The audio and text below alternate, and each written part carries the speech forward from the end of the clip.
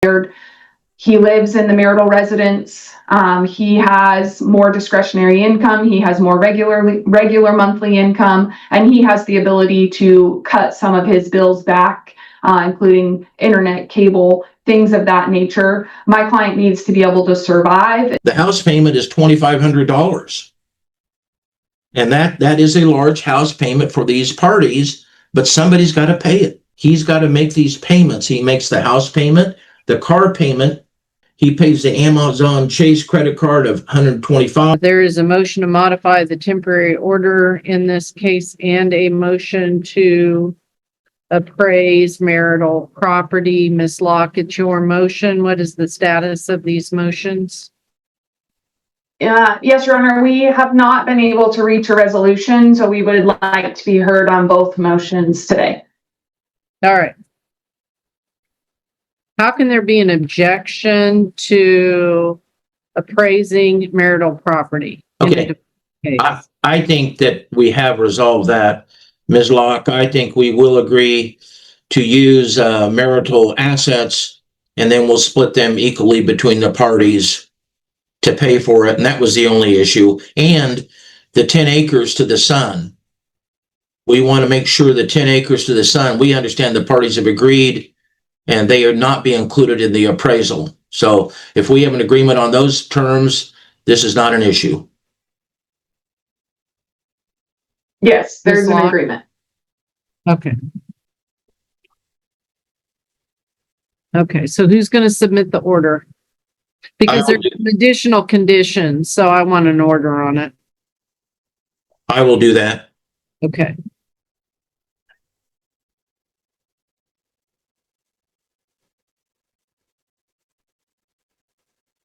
Can 10 acres do you any good in Butler County? You got to have 40 acres to build anything unless you get an exemption from the county commission, unless it's not in Butler County. And registered with the deeds. Okay. I understand it's already been surveyed and registered with the deeds, so we have already taken action on the 10 acres. Okay. Okay. Your client is the plaintiff, Ms. Locke. Yes, Your Honor, the petition. Correct. She filed the order. And she filed the temporary. But she wants to modify it. All right, you may proceed. Your Honor, when this case was first filed, we believed that the parties were in agreement about most of how the case would transpire. And we find ourselves months down the road without reaching much of any resolutions. When my client first filed, she agreed to vacate the marital residence and live temporarily with family friends in Topeka. Her situation has changed due to the length that the case has been pending, and she had to seek alternative housing options closer and in Wichita. That has necessitated her needing spousal maintenance. Prior to the separation, the parties agreed to split their excess income monthly equally, which resulted in them each having about $800 in discretionary income after things were paid at the household. When she filed for separation, that $800 continued to come to her.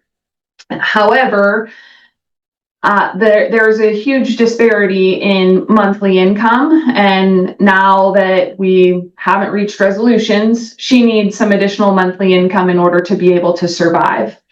Ms. Sawyer gets about $1,000 a month from Social Security. Mr. Sawyer gets about $6,800 a month in monthly income between his pensions and then his Social Security payments. He has been responsible for several of the bills. The largest bill that he is responsible for in the temporary order, other than the mortgage on the marital residence, is my client's car payment. And I will give the court a little bit of history on that. The parties sold off some pretty significant acreage not long ago after she purchased her car. At closing, Mr. Sawyer elected to pay off his truck and some other equipment that's at the marital home and opted to keep her car loan because it had a low interest rate. At that point, he agreed to continue to pay her monthly car payment and has continued to pay her monthly car payment despite there being funds at closing to pay off her car in full. So at this point, he pays her monthly car payment, and then they divide that extra $1,600 a month, giving her a total monthly income of about $1,800 to his $6,000. So what we're asking the court to do today is to make that a little bit more equitable. Essentially, we're asking the court to give her approximately one half of his, one of his pensions monthly, which we believe will be close to what the final outcome is in this case. So we're asking the court to award her formally $1,800 a month in spousal maintenance, which is in our motion. We believe this is supported by the factors. Both parties are retired. He lives in the marital residence.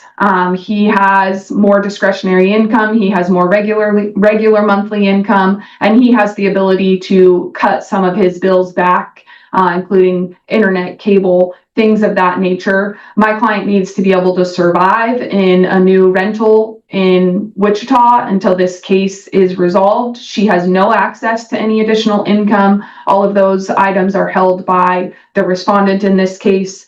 So we're asking the court to award her formally $1,800 a month in spousal maintenance. All right, 1982. That makes this about a 43-year marriage. Yes, Your Honor. As of yesterday.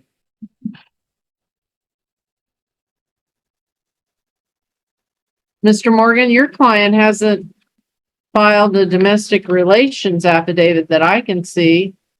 Yes, we have, Your Honor. I will show you. Oh, can I share screen? Sure. What, can you give me the date so I can try to find it? Well, I think it was either last week or the week before that. Okay, well, it's not in the court file. Okay, here we go. I got the response. You may Okay. proceed. In the first paragraph, I point out that here's what he's paying for the petitioner. Car insurance, $50, car payment, $435, cell phone, $85, okay? And he has paid her $800 a month. And this is a total of $1,370 per month, all right?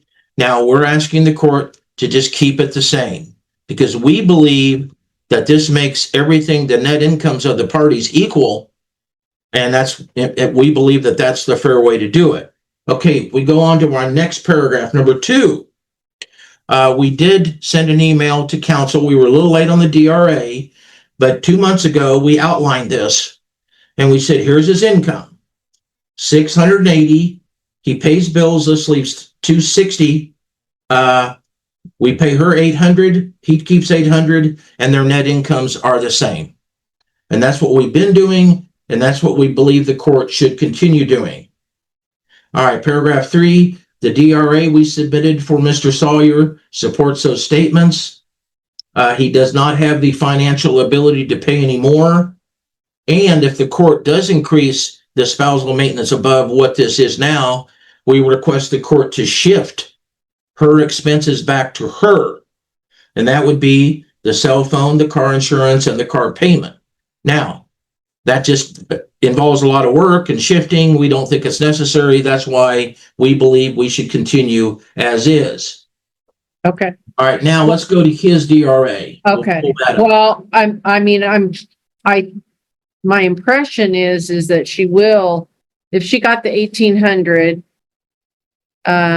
she would do the 85 cell phone and car insurance, but the car payment is in dispute because he just took that on as his debt when at least, I mean, if his truck was paid off, he could have paid off half her car and half his car and reduced what was owed for both of them for purposes of moving forward. But if he took the money and just paid off his truck and chose not to pay off her vehicle, yes, but we're getting down to, go ahead.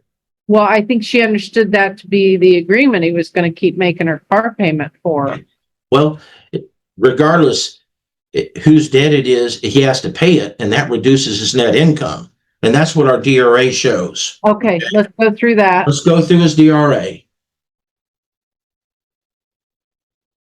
Why? We borrowed money against my truck. My truck was already paid off. We borrowed against it. Her car, we borrowed against it. We paid off the truck and borrowed against her. Okay. Right. All right. Let's go to page number 1, paragraph 9. It shows incomes. It shows in his income. We've attached a statement thoroughly analyzing it and going through all the net. His income is basically $6,800. Her income, we believe, is $1,038. If you go below that, and then we go down to paragraph 11, if anything, if you go through his expenses are a little bit light. Of course, the cell phone includes her expense, and the car insurance includes her expense. You go through that, we spend a lot of time on all these, and what's significant is he puts all of his expenses on a credit card, and we listed the credit card, but we didn't put the payment in because that would be a double dip. He puts everything on his credit card, and we have submitted those documents to the opposition to show his spending. Okay, All right. well, that's great. That really shows what he's doing with his money. Why is his, are they all electric? Why is his electric bill $400? It just is. It's a pretty big house, and it's not that efficient, apparently. Yeah. It's a big house and it's not that efficient, but the records show that that's what he's spending. Now, another thing the court should take note of is when we go to paragraph 12 on our DRA, the house payment is $2,500. And that is a large house payment for these parties, but somebody's got to pay it. So, well, not really. I mean, right now, yeah, but somebody doesn't have to keep it. They can both downsize, sell the house, and find something else. But oh no, we agree with Your Honor on that, and okay, that could be a way to resolve this. But for right now, he's got to make these payments. He makes the house payment, the car payment. When you look at this, it really doesn't matter. Well, is it her car, his car? It doesn't make any difference. He's got to make the payment. All right. If you go down, he has a credit card of $40. He pays the Amazon Chase credit card of $125. He believes he is now with Amazon, and both parties contribute to it. He is paying that credit card every month. So she does get a benefit there. If you total all these up, if you look at his income, his net, all of his expenses, his net balance is $632. If he pays her $800, he's $168 in the hole. So that's why we believe this is fair. He pays her $800. He pays those 3 expenses. He gives her, and when he does that, she has a net amount, which is basically the same as his. All right, now let's go to her DRA. And that would be our Exhibit E.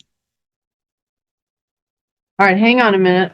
What makes him think that he needs $500 a month for hobbies and entertainment? Because that, it's kind of hard to describe, but that is anything that he does. That's anything and everything he does outside of that house. Okay. He does play a little golf. He does do things with his family. He might go do this or do that. And that means he only spends $125 a week on activities. And that includes everything he does. So if you look at it that way, that's really a pretty low amount.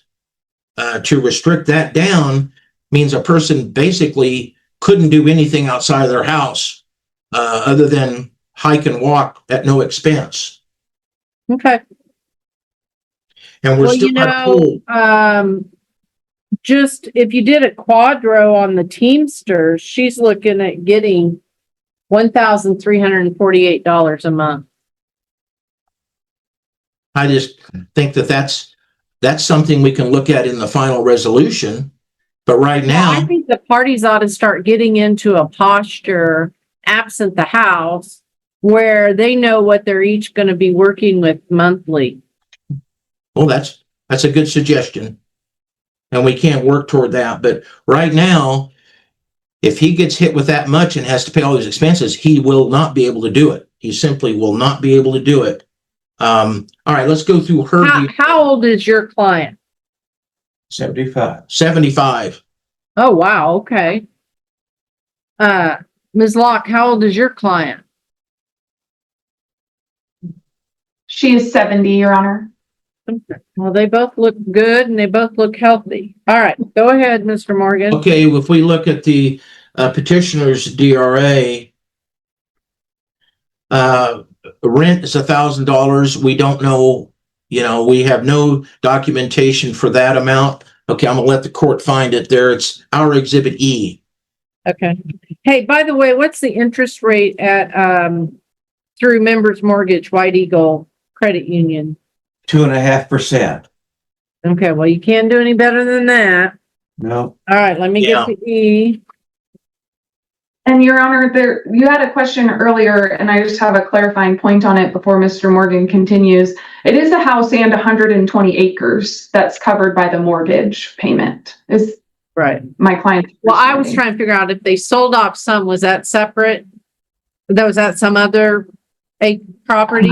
There was sufficient equity on the house and 120 acres for them to be able to sell a portion of it. Okay, so the mortgage company released it and gave them permission to sell it. yes, And Yes, have they released it and gave them permission to deed 10 acres, give 10 acres to their son? yes. Yes. Okay. There's, Because we're imagining there'll be careful some with the significant. you reduce the value of your overall residence by having some weird acreage amount. yeah. Usually We it's haven't looked into enforceable. that, but we will, and that will be part of the appraisal that we're gonna do, is to have somebody assess this land and the house and give them possibly some pointers on what to do and how to do it. Well, I'm not trying to be mean, but I don't know that I have to approve them gifting 10 acres to their son if neither one of them have enough money to live on. Well, that is the Why am I not court's, finding E? E is the petitioner's revised It's the amendment. revised I have DRA. that right here, so I'll just look at it in here. I would be interested in seeing his credit card statements that are a good reflection of what he's doing monthly, but if you don't mind, but I'm looking at the revised domestic relations affidavit right now. okay, if you go to paragraph 12, Okay. the rent, we don't have any kind of document to support that, but it's not terribly high. But what we do question is line number 4 for health insurance. She's on Medicare. They're both on the same Medicare plans. They should have no out-of-pocket expense for health care at all. That would take $224 off of her DRA. Okay. Well, you gotta pay for supplemental. Well, And usually out of your Social Security comes your Medicare Part B. okay. And Your It Honor, reduces your Social Security. And- So you do pay. I mean, my husband pays $500 a month to have Medicare. okay. And if we, in our exhibits, we have her Social Security statement, and what it is the amount of income has already Okay, taken. let me look at her Social Security statement. I'm sorry. It's Exhibit I. Okay. And Your Honor, just for the record, we received these exhibits yesterday afternoon. And so I did not have the opportunity to discuss them with my client in advance of the hearing. Okay. Well, I may end up having to take this under advisement anyway, because I'll be frank, I have cases set every 30 minutes today. Well, do you have time Can you next? give me the bait stamp number? That'd be a whole lot faster for me. There's bait stamp 34. 34. All right. We I'm could do looking this at next week, Your Honor, if you have time. I don't know if I do or not. If I have a Okay. jury trial, no. If I don't have a jury trial, I may. But I won't know that till Friday. But what it is Go ahead. we have taken we're using their nets. And if you see over to the left, it says Medicare Part B taken out. We've allowed that to be taken out. So there should be no expense for health insurance. And under his DRA, if you look at his, he puts in no expense for health insurance. It's a Medicare Advantage plan. There's no monthly payments. Yeah.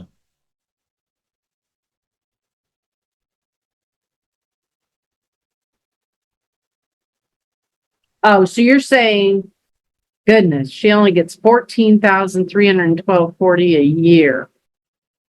From Social Security, yes. Right. So you're saying that the $1,100 that's been that you put down as her income already deducts the Part B. Yes.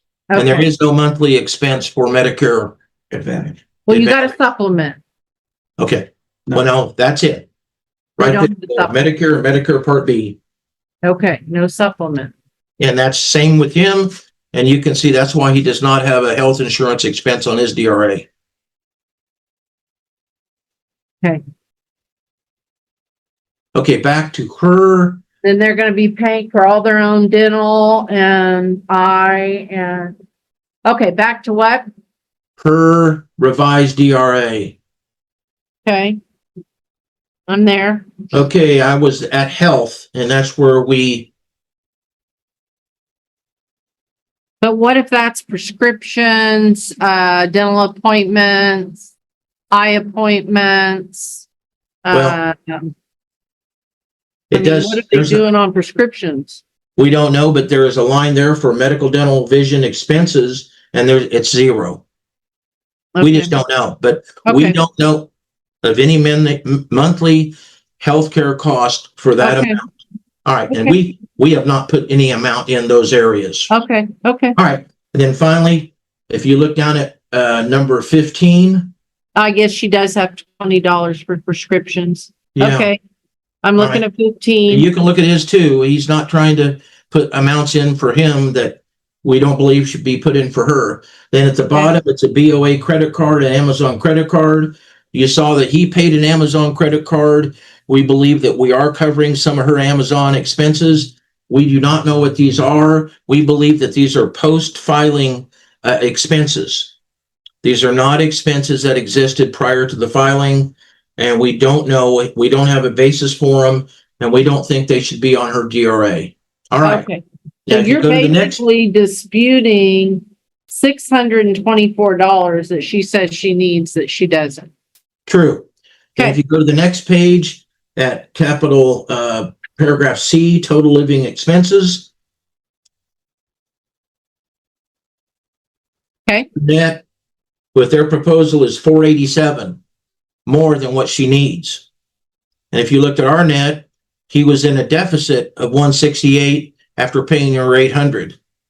So when you look at this, you look at the expenses at issue, you look at this, we simply don't believe that there's a need for $1,800 based on our setup. We give her 800, we pay the 3 expenses, and that's where we are. She's got an excess of 487. She's got question expenses of around 600. He's outlined all of his expenses. He's at a deficit, and that's why we believe we should carry on the same way as we have done. May I briefly respond, Your Honor? Now, Yes. let me. Yes. Go ahead and finish. I need you to finish up, Mr. Morgan. That's all right. I'm getting there. All right. And if it does increase, we need to move some expenses over to her to make it fair. Now, if you look at I don't know, sometimes we use a spousal maintenance equation. If you look at his gross, her gross, you take it by 20%. That amount I figured out today was $1,386. And right now it's $1,370. So even with the standard 20% equation, our number is almost right on it. So for all those reasons, and we can send you his credit card bills. We've sent it to the other side. If they had a problem, we would just anticipate that they could show that to the court. But if the court wants to see those credit cards to substantiate his spending, we can send the court those. All right, that's all I have. Thank you. Okay, thank you. And one last thing though, we are dividing income in the end is part of the overall settlement. Okay. But right now with the payment of expenses, the mortgage, I don't think it will work as a way to resolve this on a temporary basis. Why can't you get to a settlement? Because of the house? Well, after we get it appraised and he can look into refinancing, then I mean, but this has been on file for 6 months. What's the tax value by the county? Good question. Tax value. The challenge, Your Honor, is it would be a ag value for the acreage. Right. She's asking the taxes on either. What's the address? Do you know if you tried to split up 40 acres to sell separately, whether you'd have a landlocked situation, Ms. Locke? I don't know, Your Honor. Okay. Yeah, and we don't know that either. And it's only been 4 months and they have worked on things. They have made an exchange of personal property. Their son is involved with some financing and payments on a house. There are other things that we have looked at and resolved that are not before the court today. So we haven't just been sitting doing nothing. Okay. Well, Your Honor, that you have. I'm not suggesting that. But what is the tax value? Do you know? Did you get a tax statement? Yes. Yes, Your Honor. The tax value for the house is $260,000. The tax land market value for the acreage is $324,000. But it's taxed at ag, so it's 600, what I would say. not taxed for that. We would think a ballpark is around 600,000. Okay. And the mortgage is 200,000. So you're looking at 400,000. So that's what they need to get busy with. So it'll solve all their problems. May I respond, Your Honor, briefly to Mr. Morgan? Yes. So, Your Honor, our challenge is that Mr. Sawyer has not had to change his lifestyle in any way. He continues to live at the marital residence. He continues to do all of the things that he has previously done in retirement, golf, etc. And Miss Morgan left the home by agreement of the parties and now needs somewhere to live, and she needs the ability to sustain that. Mr. Morgan makes it sound like we've been withholding information. He has not issued any discovery, so we have had no requirement to provide any documents, nor has he asked for anything that we would have voluntarily given. I understand. I need you to look over his exhibits, and we're going to come back next week, and I'm going to take it under advisement, and I want to see his credit card bills for at least the last 6 months to a year. Your Honor, something significant for the court to consider when taking it under advisement is the adult son lives with Mr. Sawyer. He could be easily sharing in the household expenses, but he chooses to allow him to live there, from my understanding, for free, which is not conducive to the parties dividing their property equally. So if he's going to have a roommate, the roommate needs to share in the expenses in the same way that Miss Sawyer would be obligated. I assume this is their son together. Correct. It's their adult child, very much an adult, capable of paying his fair share of household expenses. Okay. Do they just have one child together? No, Your Honor. They have 2 children together. Okay. And how old is the son? 42. He's 42 years old. Does he have any mental disabilities, drug addiction, anything like that? Okay. No, Your Honor. But he may help mow or do stuff, maybe, I would hope. But you'll see lawn maintenance as an expense of Mr. Sawyer and his DRA. Right. Ms. Locke, tell me what they're doing with this acreage. Is somebody farming it and they're making proceeds from it? Are they farming it? I mean, what are they doing with this land?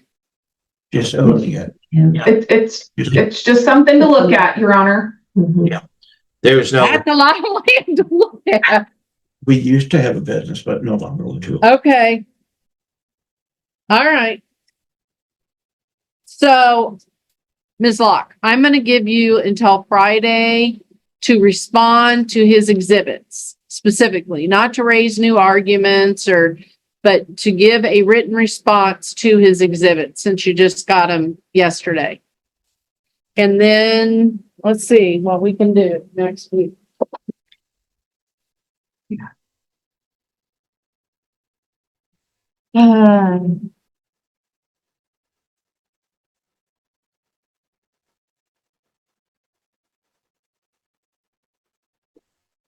Okay, I've already backed in Thursday afternoon, even if I have a jury trial.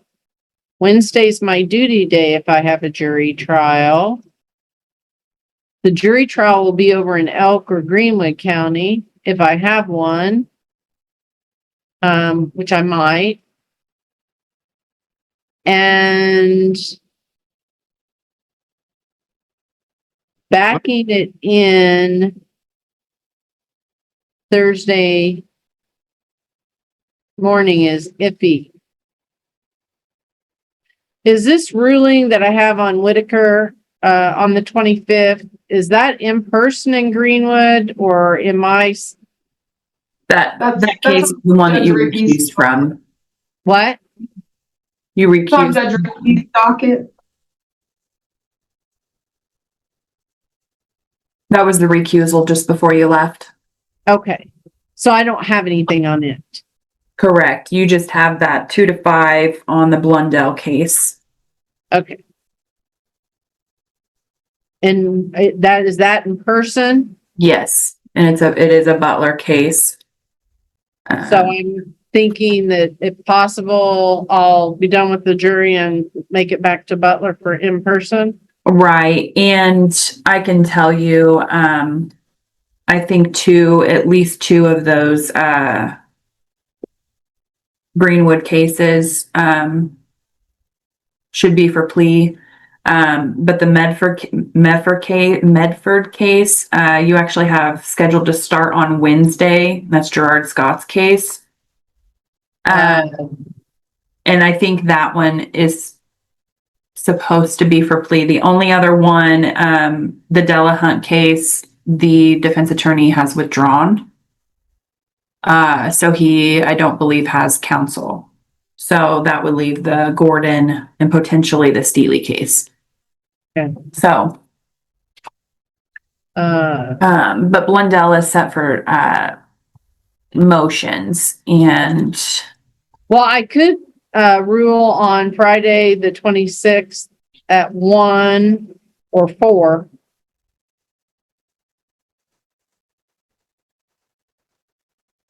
I'm available at 1 p.m., Your Honor. Mr. Morgan, can you zoom in on Friday, the 26th at 1?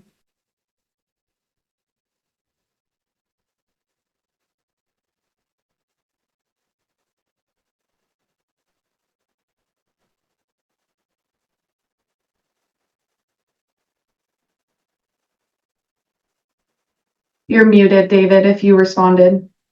Yes, I'm sorry.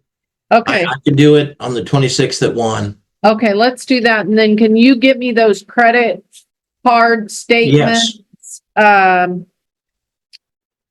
Friday? Yes. Okay. Could we at least do a short reply to Ms. Locke's response? Yes, but it needs to be due before hers is due. Well, no. If she responds by Friday, then maybe we could do a reply by Wednesday. I'm just submitting exhibits, correct? Responsive exhibits to their exhibit book. Yeah, That was my understanding. yeah. Well, if I do that, then I need to give her a little room to make final statements on Friday.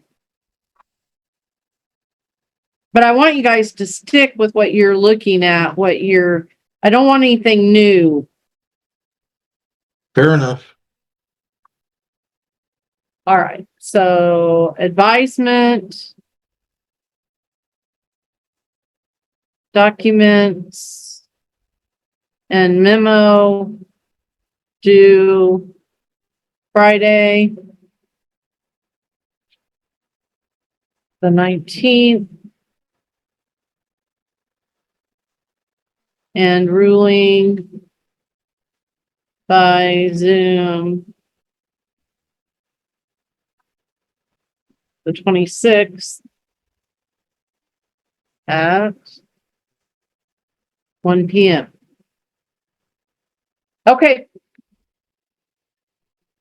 If we can conclude at this time, The only thing I ask if we have anything on which today was based to submit to the court, could we do it no later than Wednesday of next week? So you have it in advance? yes. All right. Both sides, equal to both Yep, sides. that's always a good idea. In fact, I think we have a rule on that, and I think it's more than 48 hours, but yeah, that'd be a great idea, please. All right, thank you. All right, thank you.